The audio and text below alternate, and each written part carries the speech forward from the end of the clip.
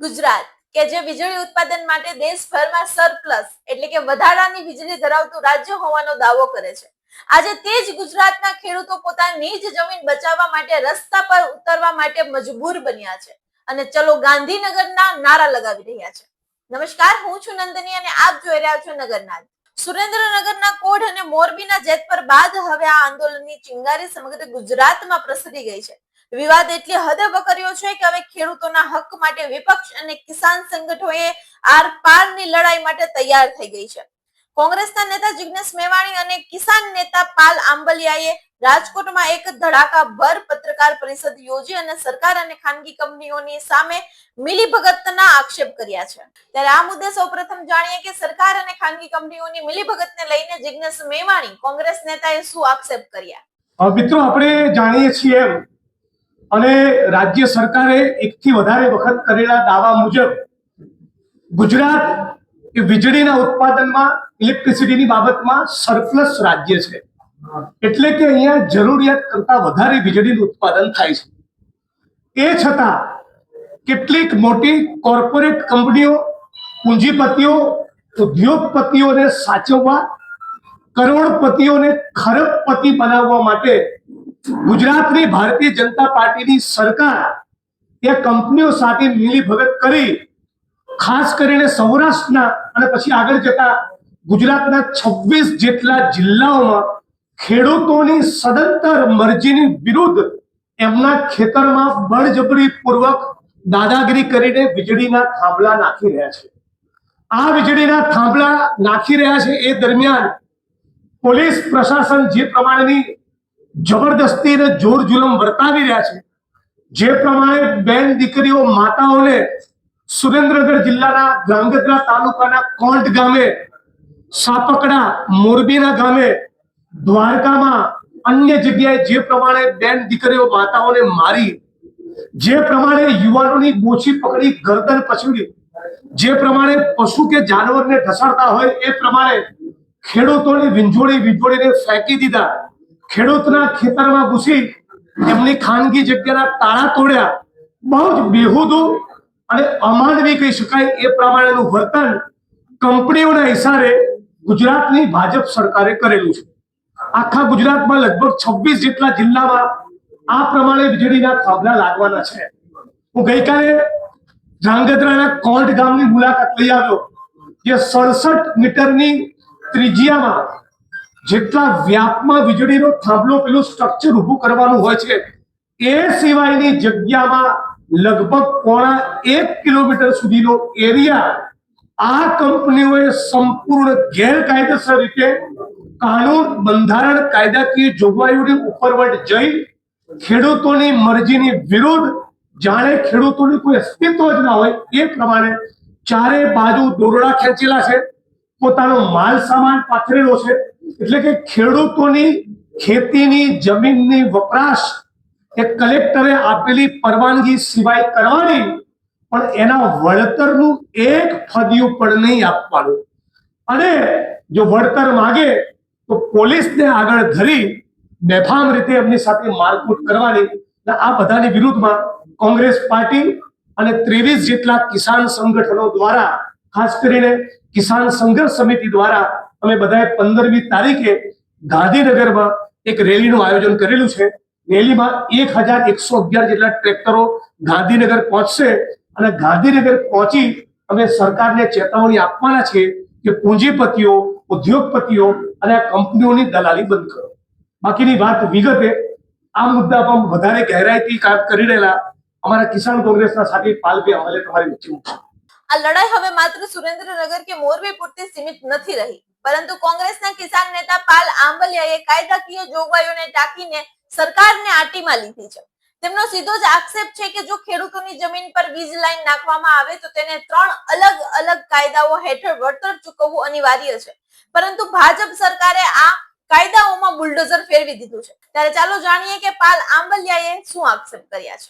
જેમ જિગ્નેશભાઈએ વાત કરી, ગુજરાતમાં કે ભારતમાં કોઈ પણ વીજ લાઈન પસાર કરવી હોય તો 1885 નો ટેલિગ્રાફ એક્ટ છે, 2003 નો ઇલેક્ટ્રિસિટી એક્ટ છે અને 2013 નો જમીન સંપાદનનો કાયદો છે 1885, 2003, આ બંને કાયદા એમ કે છે કે મિનિમમ ડેમેજ મેક્સિમમ કમ્પન્સેશન. 2013 નો જમીન સંપાદનનો કાયદો એમ કે છે કે માર્કેટ ભાવનું 4 ગણું ખેડૂતોને વળતર આપો.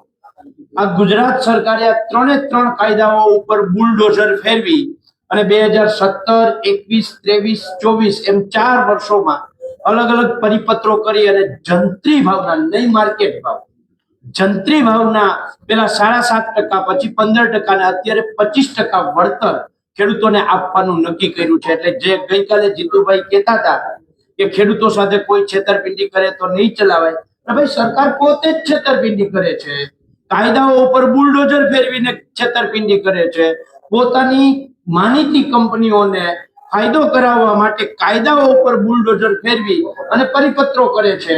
અને એ પરિપત્રમાં 66 મીટરની પહોળાઈમાં કામ કરવાનો કલેક્ટરનો હુકમ હોય છે. 66 મીટરની આ થાંભલો ઉભો હોય 33 મીટર આ બાજુ, 33 મીટર આ બાજુ, અને એ રીતે એને આ જગ્યામાં કામ કરવાનો હુકમ છે.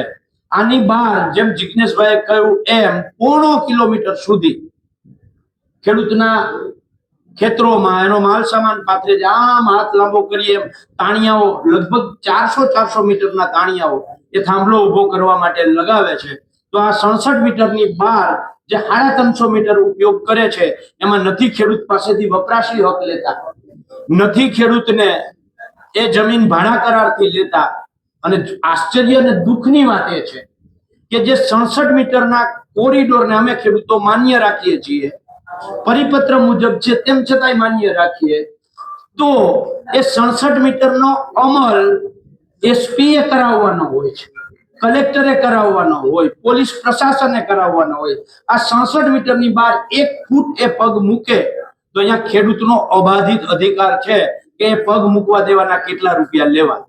એની જગ્યાએ આ ખેતર તો છોડો, આસપાસના 5 ખેતરમાં ખેડૂતોને અંદર ઘૂસવા નથી દેતા. જે ખેતરનો હુકમ છે એના સિવાય ગઈકાલે અમે જે કોંઢ ગામમાં ગયા હતા, કોંઢ ગામનું સર્વે નંબર 262, જેનો કોઈ હુકમ નથી, જેને કોઈ નોટિસ નથી, પણ તેમ છતાંય ઈ ખેડૂતના ખેતરમાં પોલીસે દાદાગીરી કરી અને ત્યાં ખેતરમાં તાણિયા ખોડાવડાવ્યા. અમે ગઈકાલે બંધ કરાવ્યું. તમે બધાએ જોયું છે કોંઢ ગામની અંદર જે ઓલું તાળું તોડ્યું છે ડેલાનું, એ ખેતરમાં નથી તાર આવતો કે નથી તાણિયું આવતો, પણ તેમ છતાંય એ ખેતરને દાદાગીરીથી પોલીસ પોતે તાળા તોડે છે. અને જ્યારે ગુજરાત પોલીસ, જેનું રક્ષણ છે તાળા તોડનારને કાયદા મુજબ જેલમાં નાખવાનું, એ જ પોલીસ પોતે તાળા તોડવા આવે તો અમારે ફરિયાદ કોને કરવા જાવી? જીતુભાઈ એમ કહે છે કે નંબર આપીએ છીએ એમાં ફોન કરજો. જીતુભાઈ આ વિડીયો તમને નથી દેખાતા? લ્યો ઉઠાવો, નાખો સુરેન્દ્રનગર એસપી ને જેલમાં, નાખો સુરેન્દ્રનગર કલેક્ટરને જેલમાં. એ કાયદા મુજબ ખેડૂતો સાથે છેતરપિંડી કરી છે તાકાત તમારામાં જીતુભાઈ, તો એમને નાખો. આ બીજો એક દાખલો તમને આપું. તમે દ્વારકાના લાલુકા ગામમાં, ફોર્ટ ગામમાં જે ખેડૂતનું ગળું દબાયું હતું એ તમે બધાએ વિડીયો મીડિયાએ ચડાવ્યો છે. એમાં આરટીઆઈમાં જવાબ આવ્યો છે કે આ ખેડૂતના ખેતરમાં કોઈ નોટિસ નથી, કલેક્ટરનો કોઈ હુકમ નથી. તો હુકમ નથી, કોઈ નોટિસ નથી, તો અહીંયા પોલીસ પ્રોટેક્શન કેવી રીતે મળ્યું? જો પોલીસ પ્રોટેક્શન નથી આવ્યું અને પોલીસ એમને એમ ગઈ છે, એનો અર્થ એવો કે કંપનીએ પોલીસને ગુંડા તરીકે ભાડે લઈ ગઈ છે અને પોલીસે ગુંડાનું કામ કર્યું છે, કંપનીઓના ગુંડાનું કામ. આ પોલીસે કંપનીઓની સોપારી લીધી છે કે જ્યાં અમે થાંભલો ખોડાવવામાં તમને મદદ કરશું. આ લીગલી જવાબ છે, આરટીઆઈ માં જવાબ છે કે હુકમ નથી, નોટિસ નથી, તો પોલીસ પ્રોટેક્શન કેવી રીતે મળે? આ લાલુકા એકની વાત નથી, આ કોંઢ એકની વાત નથી, આ સાપકડા એકની વાત નથી, આ જેતપર એકની વાત નથી, આ વાંઢિયા કે લોડા એકની વાત નથી. ગુજરાતના જ્યાં જ્યાં થાંભલાઓ ફૂટે છે ત્યાં આ જ રીતે કંપની ગુજરાતની પોલીસને ગુંડા તરીકે સોપારી આપે છે અને એ ગુંડાઓ ખેડૂતોના ગળા દબાવે છે, એ ગુંડાઓ બેન દીકરીઓને ઢસડે છે. અને આ જ વાત અમે ડીજીપી ને જયારે મળવા ગયા ત્યારે પણ અમે કહી છે. એટલે આ તમામ જે યાતનાઓ ખેડૂતો ભોગવે છે, આની હારે જમીન માપણીથી ખેડૂત પીડાય છે, એમએસપી માં ભાવ નથી મળતો એનાથી ખેડૂત પીડાય છે, ખેડૂતોનું દેવું માફ નથી થતું એનાથી ખેડૂત પીડાય છે, ખેડૂતોને જે વીજળી ગુજરાતમાં જરૂરિયાત છે એનાથી 5.5 ગણી વીજળી આવતા 2 વર્ષમાં કંપનીઓ ઉત્પાદન કરવાના છે અને એ જ ગુજરાતના ખેડૂતને જેના ખેતરમાંથી થાંભલો નીકળે છે એને મફત વીજળી નથી મળવાની. એટલે અમારી એ પણ માંગ છે કે ગુજરાતના ખેડૂતોને મફત વીજળી આપો. આ બધી જ માંગોને લઈ અને કોઈ ખેડૂત દ્વારકાથી, કોઈ કચ્છ, વાવથરા, સાબરકાંઠા, અરવલ્લી, છોટાઉદેપુર, નવસારી, વલસાડ નીકળશે, એટલે કે આજે નીકળશે ટ્રેક્ટર લઈને. કોઈ ખેડૂત 13 તારીખે જેટલું અંતર છે ગાંધીનગર એ પ્રમાણે ધીરે ધીરે હાલતા થઈ અને 15 તારીખે સવારે 10 વાગે અમદાવાદના શાંતિપુરા સર્કલ ખાતે એકઠા થઈ અને ત્યાંથી ગાંધીનગર અમે સરકારને એક અલ્ટિમેટમ આપવા જઈએ છીએ. ખેડૂતોની જમીન માપણી રદ કરો, ખેડૂતોના દેવા માફ કરો, એમએસપી નો દૂધમાં અને ખેત પેદાશમાં એમએસપી નો કાયદો બનાવો, નકલી ડુપ્લિકેટ દવા, ખાતર, બિયારણ ઉપર પ્રતિબંધ મૂકો અને ખાસ જે વીજ લાઈનોનો પ્રશ્ન છે એમાં સરકારને અમે જીતી નથી, અમે સરકારને 3 ઓપ્શન આપવા માંગીએ છીએ. મારી વાત હું ખાલી આ વીજ લાઈનો વાળું કહી દઉં. 3 ઓપ્શન વીજ લાઈનમાં: એક, 2013 ના કાયદા મુજબ તમે માર્કેટ ભાવનું 4 ગણું વળતર આપો, અથવા જેવી રીતે મોબાઈલ ટાવર વાળા કે ઓએનજીસી ખેડૂતના ખેતરમાં ખાડો કરે છે તો જે ભાડું આપે છે એમ તમે માસિક ભાડું થાંભલાનું 50,000 આપો, અથવા તો તમે ખેડૂતને વન ટાઈમ સેટલમેન્ટમાં એક થાંભલા દીઠ 2 કરોડ વળતર આપી દો. આ માંગો સાથે અમે ગાંધીનગર અલ્ટિમેટમ આપવા સરકારને 15 તારીખે જવાના છીએ. ઘણા સમયથી આ તો નિરંતર ચાલતી પ્રક્રિયા છે કે ખેડૂતના ખેતરમાં વીજ પુલ નાખવાનું કામ ચાલુ હોય, અચાનક જ કેમ આટલો બધો જે વિરોધ છે થવાની શરૂઆત થઈ ગઈ અને શું એમાં મુશ્કેલી પડી? જો આ અચાનક નથી, છેલ્લા 2017-18 થી અમે સતત લડીએ છીએ. એટલે તો 7% વાળી જંત્રી દર જે હતો એ 15% થયો, એના 25% લડવાના કારણે થયા. નંબર 2, વચ્ચે સ્થાનિક સ્વરાજ્યની ચૂંટણી આવી એની પહેલા કચ્છ કલેક્ટરને, જામનગર કલેક્ટરને, મોરબી કલેક્ટરને, રાજકોટ કલેક્ટરને, સુરેન્દ્રનગર કલેક્ટરને એ વાંઢિયાનો પ્રશ્ન હોય, લોડાઈનો પ્રશ્ન હોય, રાશન પરનો પ્રશ્ન હોય, અમે લડ્યા છીએ. અગાઉ પણ રસ્તાઓ બ્લોક થયા છે. વચ્ચે સ્થાનિક સ્વરાજ્યની ચૂંટણી આવી એટલે સરકાર સાંજમાં સમજી ગઈ, એને તમામ જગ્યાએ કામ બંધ કરી દીધું અને ચૂંટણી પૈતી અને તરત ફરીથી પાછું એ જે તાકાતથી સરકારે અત્યારે કામ ચાલુ કંપનીઓને ગુંડાઓ ભાડે આપવાનું કર્યું છે, એટલે આક્રોશ છે. એટલે અમે ખેડૂતોની વચ્ચે ગયા છીએ અને ખેડૂતોએ સામેથી કહ્યું છે કે હવે બસ થયું, હવે ગાંધીનગર જ જવું પડે. અરે અમારી ટીમ સ્થાનિક સ્વરાજ્યની ચૂંટણી પહેલા કિસાન સંઘર્ષ સમિતિ અને કિસાન કોંગ્રેસે સાથે મળી અને ખેડૂતના 200 દીકરાઓને 2 દિવસનો સેમિનાર કરાવડાવ્યો આ જ વીજ લાઈનોના પ્રશ્નોને લઈને. અરે વકીલોની ટીમ, આનંદભાઈ યાજ્ઞિક હોય, અમારે જયેશભાઈ પટેલ છે, આખી ટીમ સુપ્રીમ કોર્ટ અને હાઈકોર્ટમાં આ જે 16(1) ની કલમ છે એ અને ઇલેક્ટ્રિસિટી એક્ટની કલમ 64 જેના આધારે આને સત્તાઓ મળે છે અને જે ખોટું કરે છે અને જે જાહેરનામામાં ખેડૂતના સર્વે નંબર વાઇઝ જાહેરનામાની જગ્યાએ આખા ગામનું જાહેરનામું આપે છે, આ બાબતોને લઈને આવનારા દિવસોમાં આખું ડ્રાફ્ટ તૈયાર થાય છે. એટલે અમે જમીન ઉપર લડાઈ લડવાના છીએ અને નામદાર ગુજરાત હાઈકોર્ટ અને સુપ્રીમ હાઈકોર્ટમાં પણ પડકારવાના છીએ. રાજકોટ શહેર કોંગ્રેસ કાર્યાલયે ઇલેક્ટ્રિક મીડિયા, પ્રિન્ટ મીડિયા તેમજ સોશિયલ મીડિયાના મિત્રોનું કોંગ્રેસ પરિવારમાંથી હાર્દિક સ્વાગત છે.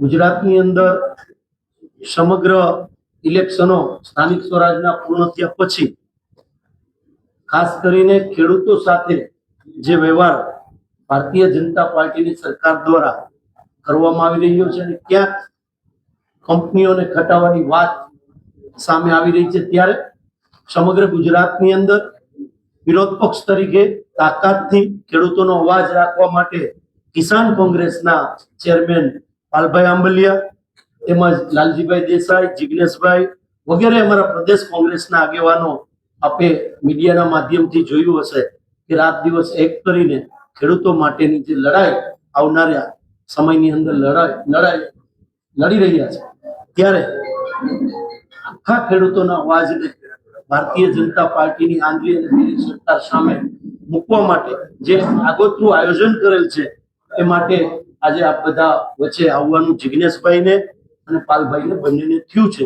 પરંતુ વાત અહીં પૂરી નથી થતી. ખેડૂતોના આક્રોશ સુરેન્દ્રનગર અને મોરબીના હાઈવેને ગજાવ્યા બાદ હવે રાજકોટ અને સૌરાષ્ટ્રના રસ્તાઓને ધણધણાવશે. કિસાન કોંગ્રેસ, કિસાન સંઘર્ષ સમિતિ અને રાજ્યના 23 જેટલા જુદા જુદા સંગઠનો હવે એક થયા છે. આગામી 15 જૂનના રોજ એક વિશાળ ટ્રેક્ટર રેલીનું આયોજન કરવામાં આવ્યું છે, જે સરકારના કાન ખોલવા માટે જંગ લડશે. તમને શું લાગે છે આ મામલે ને? શું આ રેલીની બાદ હવે આ સ્થિતિમાં કોઈ પરિવર્તન આવશે કે નહીં? તમારો અભિપ્રાય કમેન્ટ સેક્શનમાં જરૂર જણાવજો.